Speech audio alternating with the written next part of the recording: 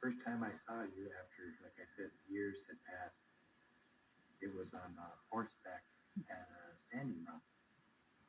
And what I witnessed that day will probably always live with me the rest of my life.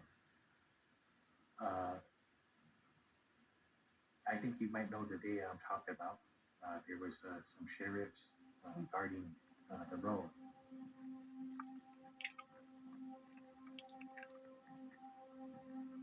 Well, when they put the call out, we were watching online. They put a call out for horses, and then right then I knew, okay, well, we're gonna do this. I took a horse. She was given to me, and I kind of always kept her, but I never really did anything with her as much as just riding on the ranch. So this was her first real trip, and I didn't know what was gonna happen.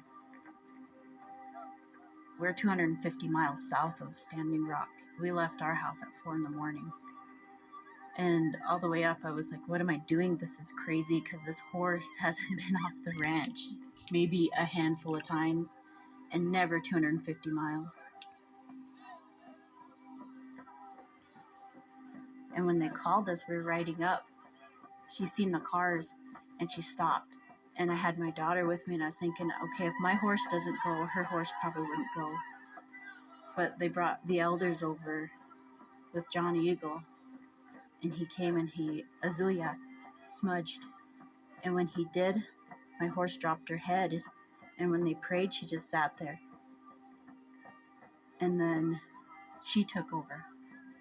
When we were coming, she was walking by the cops, and I said, I'm sorry, but you guys might have to move.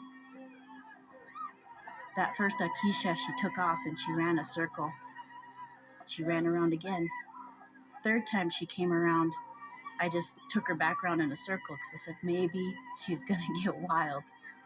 When we were coming around that fourth time, I stopped her in front of the barricades, and I lifted my arm and I leelied. And then she took off. I thought she was going to kill a cop. I honestly did.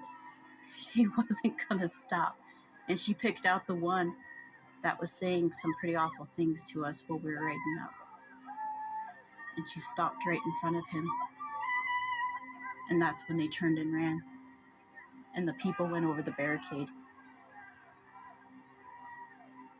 Her doing that, never being off the ranch, never really in a crowd, she knew what she was going to do. She was a warrior horse that day. She knew she had it picked out, and I was just a passenger.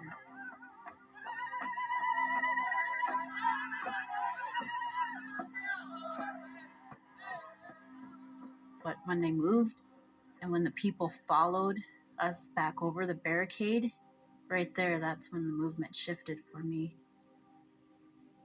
Because then and there, for the first time in over 150 years, the Oceti Sakowin came together. And not only the Oceti Sakowin, but indigenous nations from across the world came. And at that moment in time, that day, we were one, and it was perfect.